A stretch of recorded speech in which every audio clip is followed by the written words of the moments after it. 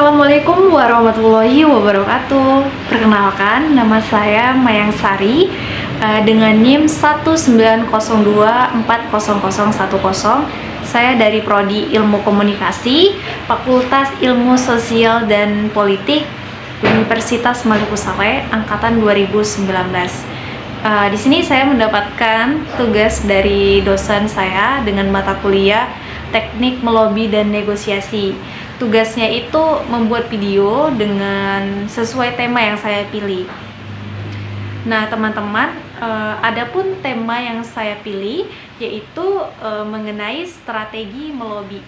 Sebelum saya menjelaskan mengenai strategi melobi, alangkah baiknya kita itu mengetahui terlebih dahulu apa yang dimaksud dengan melobi, apa tujuan dari melobi, apa manfaat dari melobi itu sendiri, dan baru kita masuk ke pembahasan mengenai strategi melobi.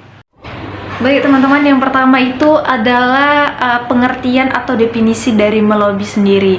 Dari para ahli, yang pertama itu adalah menurut A.B. Susanto, salah seorang konsultan manajemen yang dikutip oleh Jainal Abidin Partawo tahun 2006, bahwasannya melobi pada dasarnya suatu usaha yang dilaksanakan untuk mempengaruhi pihak-pihak yang menjadi sasaran agar terbentuk sudut pandang positif terhadap topik lobby.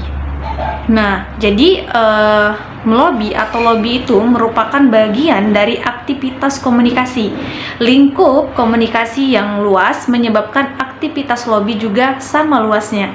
Lobby ditunjukkan untuk memperoleh sesuatu yang menjadi tujuan atau target seseorang atau organisasi, dan yang dimaksudkan tersebut berada di bawah kontrol atau pengaruh pihak lain atau individu maupun lembaga. Baik, yang kedua itu ada tujuan dari lobby atau melobi. Tujuan melobi adalah aktivitas komunikasi yang dilakukan untuk mempengaruhi, meyakinkan orang atau pihak lain, sehingga orang atau pihak lain itu sependapat dan seagenda dengan kita.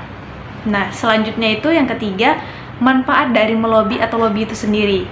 Yang pertama itu teman-teman adalah mempengaruhi pengambilan keputusan agar keputusannya tidak merugikan para pelobi dari organisasi atau lembaga bisnis. Yang kedua, lobby juga berfungsi untuk menafsirkan opini pejabat pemerintah yang kemudian diterjemahkan dalam kebijakan perusahaan. Yang ketiga, memprediksi apa yang akan terjadi secara hukum dan memberi rekomendasi pada perusahaan agar dapat menyesuaikan diri dengan ketentuan baru dan memanfaatkan ketentuan baru tersebut. Yang keempat, menyampaikan informasi tentang bagaimana sesuatu kesatuan dirasakan oleh pihak perusahaan, organisasi, atau kelompok masyarakat tertentu.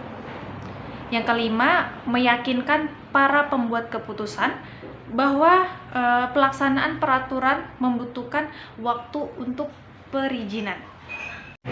Selanjutnya teman-teman, yaitu yang keempat, mengenai strategi melobi. Yang pertama itu kita harus kenali objek yang dituju, sehingga kita mengetahui seluk-beluk objek yang akan kita dituju, gitu, yang kita tuju. Yang kedua, persiapan informasi, bahan apa yang akan disampaikan harus dipersiapkan dengan lengkap.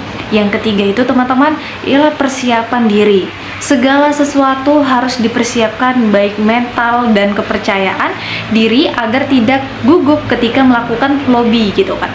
Yang keempat, berupaya menarik perhatian pendengar ketika mengirim pesan sehingga mereka menyimak dengan baik pesan yang diterima. Yang kelima itu sajikan pengirim pesan itu dengan jelas agar dapat diterima dengan jelas dan dipahami. Yang keenam itu tutup pembicaraan dan lobby dengan memberi kesan yang menyenangkan, dan bila ada kelanjutan mereka tetap antusias. Terima kasih teman-teman, hanya itu yang dapat saya sampaikan. Semoga dapat bermanfaat. Sekian dari saya. Wassalamualaikum warahmatullahi wabarakatuh.